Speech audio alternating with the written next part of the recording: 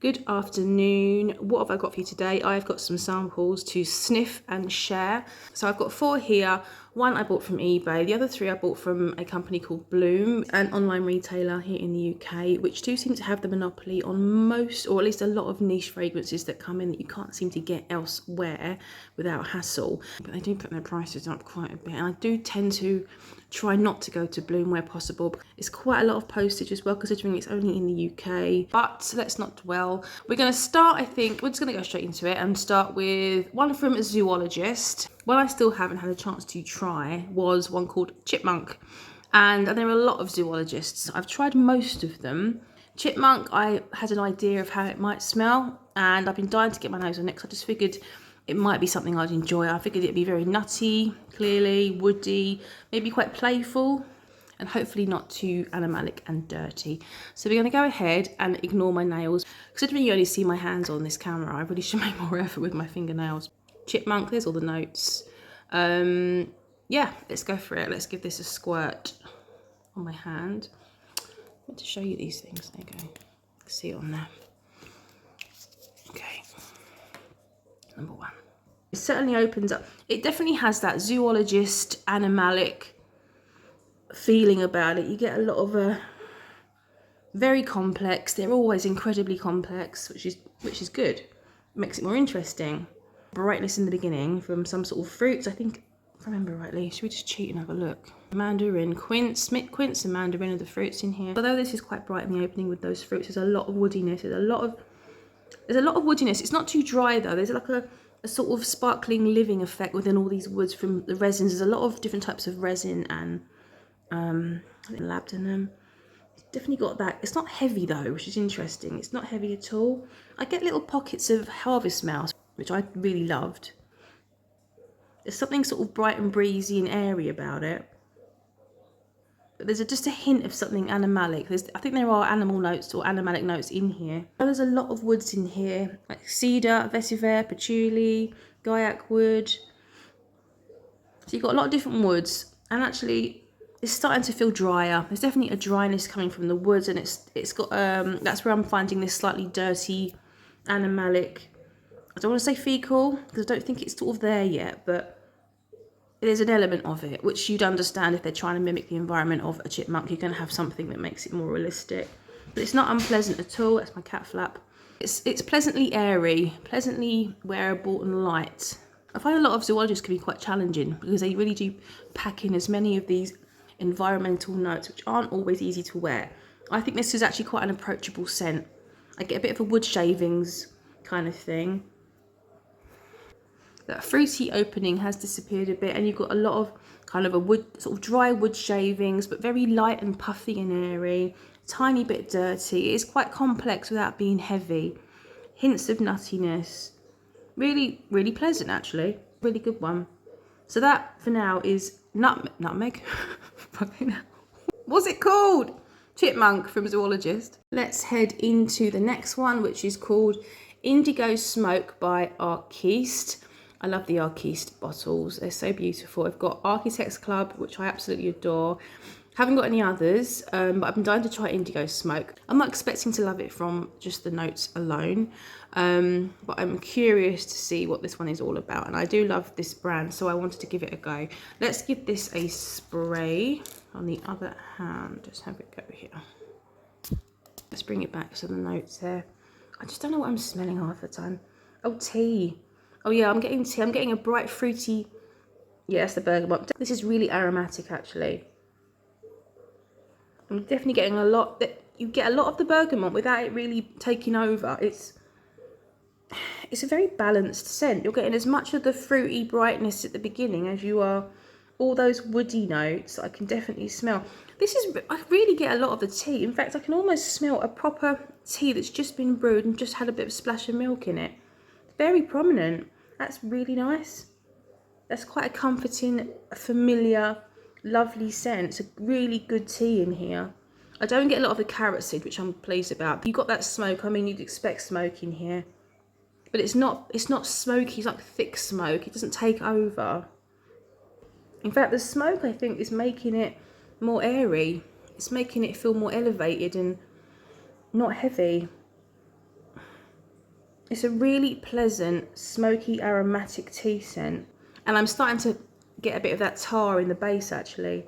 So that pine tar, yeah, that pine tar is giving it like an anchor. So where the smokiness, I feel like it's drifting everything upwards. In comes that pine tar and then pulls it back down again. I don't know if it's my style again, because the heavier notes in here, the incense, the pine tar, the vetiver even, just stop it from being something I would normally go for. Dare I say, it does lean slightly on the typically marketed masculine side, just slightly. I think the fruits and the tea make it very versatile actually. But I think it's those heavier notes that just pull it slightly in that other direction. That pine tar are taking over just a little bit. The tea is beautiful. I think it's disappearing, unfortunately. But I think I'm over sniffing my hand at this point, so who knows? My nostrils are getting overwhelmed with the stronger notes. Anyway, we'll come back to that one. So that is Indigo Smoke, Arquiste. So these last two are ones that I have purchased on the basis of me assuming that I'm going to love them and probably want a bottle. We'll start with Pink Me Up from Atelier Des Ors. This is the one I've been so anticipating smelling. Honestly, the bottle is stunning. I was trying to find an excuse to just buy this damn thing because I want the bottle so badly. Assuming I'm going to love this scent. Assuming because of the fruitiness, the rose, the champagne. It's going to be a pretty, you know, approachable, easy to wear kind of fruity floral. But it's a very expensive fragrance. I'm trying to get out of the habit of blind buying things because it's just stupid, really. I'm going to give it a spray on my upper arm. There we go. Oh God, I sprayed too much. Okay, now then. When I first sprayed this the other day, I instantly thought, oh my God, this is exactly like something I've already got. And I thought, wow, I love it because it's just like the thing I love. And what I love is Meliora from Parfums de Marly. It's so similar. It's so similar. The way the blackcurrant bends, kind of bending with some other florals. I believe there's rose in here. The musks, you've got the woody elements, the same as Meliora.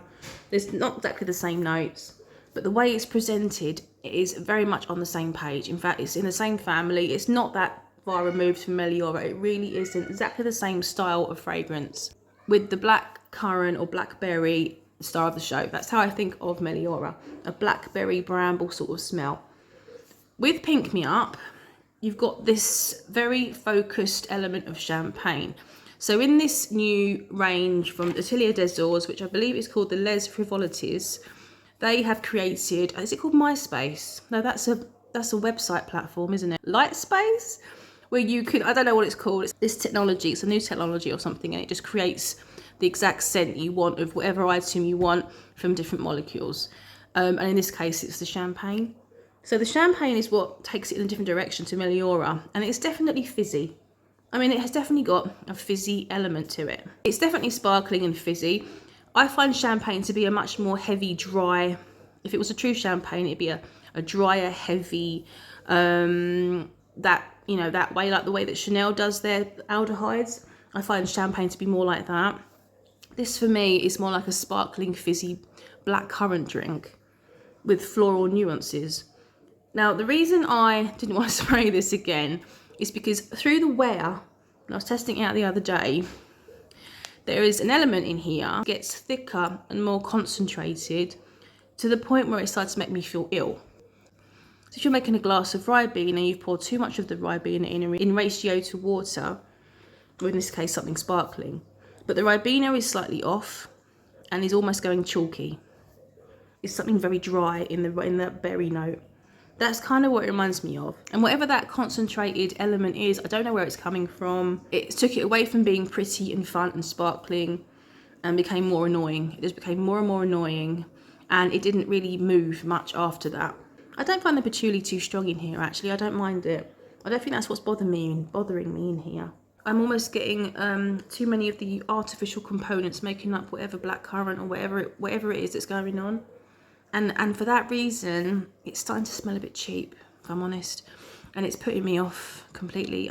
I don't want to talk badly of the fragrance, because I think Atelier Des Ors is a beautiful, beautiful brand.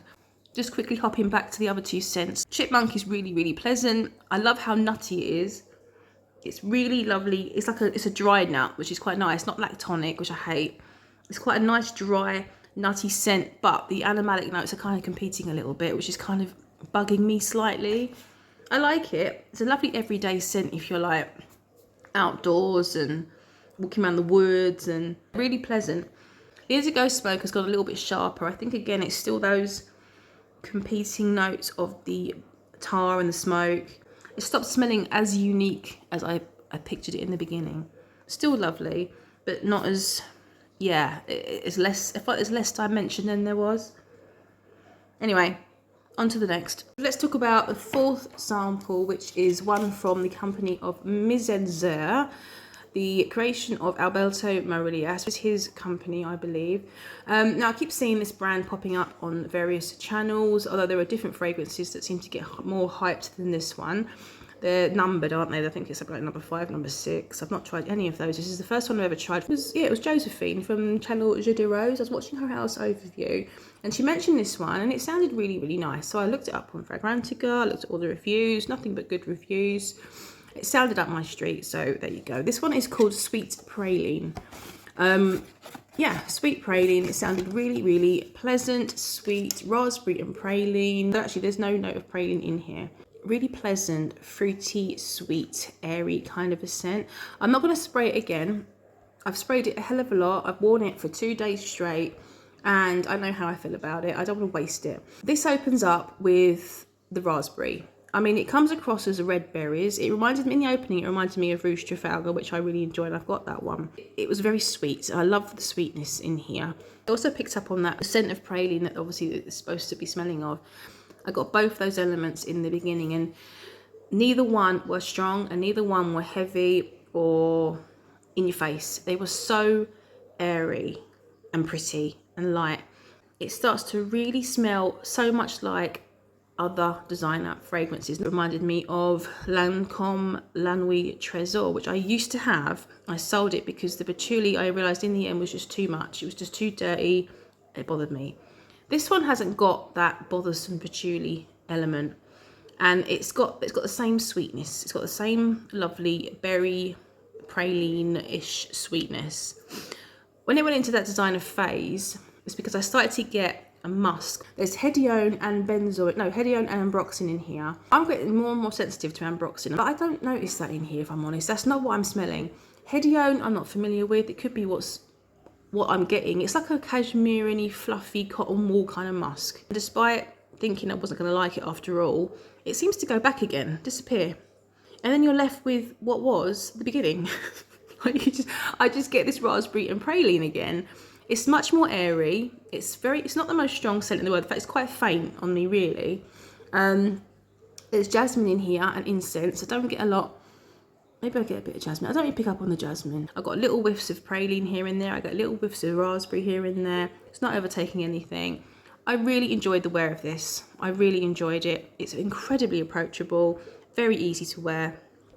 There were moments when it reminded me of the Elixir from Roger Dove. Elixir Parfum, is it called? Or just Elixir?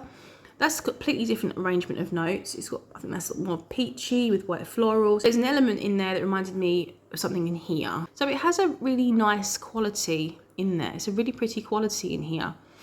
It's just nothing big. It's nothing out of the ordinary. It's just pretty. It's sweet. It's kind of a happy little scent without it being too over the top. It becomes more refined as the wear goes on. I really enjoyed this one. I really want this one. It is so expensive for what it is. This is £180. I think it's like a 100ml bottle, but even so, this is a lot for what it is. I've got to really know that I want this way more than other things in my collection before I can justify a bottle of this. It's just because it's, like I say, it's nothing out of the ordinary, but I like it. It's so approachable. I kind of want to keep spraying it. It's a sweet, pretty patchouli with a very light foot. Little intermittent bursts of praline, which kind of smells more caramelly at times, actually. But yeah, that is Sweet Praline. Really, really love that one. And that's the last of my samples. So there you go. That's my thoughts on these 4 fragrances. Sorry if I waffled on. I always waffle on. That's all. Thanks for watching. Over and out.